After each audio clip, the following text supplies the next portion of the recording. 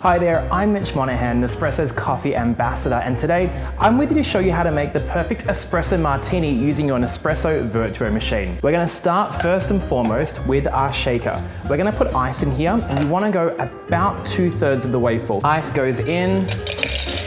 You're going to start with 45 mils of vodka, 15 mils of coffee liqueur. Now, if you like your cocktails sweet, you have the option of adding sugar syrup. You can go anywhere between 5 and 15 mils, depending on how sweet you like it.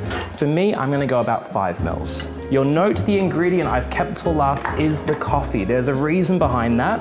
This coffee is going to come out at about 83 degrees Celsius. I've got all of the ice in there, so I don't want it to melt or to become too watery. So coffee goes in last, so we give it not enough of an opportunity to melt that ice.